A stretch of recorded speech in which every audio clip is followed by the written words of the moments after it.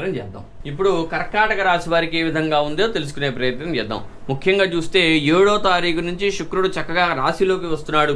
అట్లానే బుధుడు 21 దాకా రాశిలోనే ఉంటున్నారు కాబట్టి చక్కగా కర్కాటక రాశి వారికి చాలా బాగుందనే చెప్పాలన్నమాట. చక్కగా శుక్రుడు లగ్నంలోకి వస్తున్నాడు. ముందుగా చూస్తే దంపతులకి చాలా సౌఖ్యం పెరుగుతుంది. అట్లానే వివాహ ప్రయత్నం చేసే వారికి బాగుంది. చక్కగా బుధుడు కూడా లగ్నంలో ఉన్నాడు. వ్యాపారస్తులకి బాగుంటుంది. ముఖ్యంగా ఆ తర్వాత కేతు తృతీయంలో చక్కటి యోగాన్ని ఇస్తున్నాడు, ధనాన్ని పెంచుతున్నాడు. చక్కగా ఈ యొక్క 24 జూలైలో ఈ యొక్క కర్కాటక రాశి వారికి కేతు వల్ల చాలా అనుగ్రహం ఉందనే చెప్పాలన్నమాట. ఆ తర్వాత చూసినట్టయితే వీరు నేరుగా అష్టమంలో శని సంచారం. ఎప్పుడైతే అష్టమంలో శని ఉంటాడో అంత అనుకూలించడు. ఈ యొక్క కర్కాటక రాశి వారు అనారోగ్య సమస్యలకి ఎక్కువ గురవుతారు. కొంత జాగ్రత్త వహించడం చాలా మంచిది.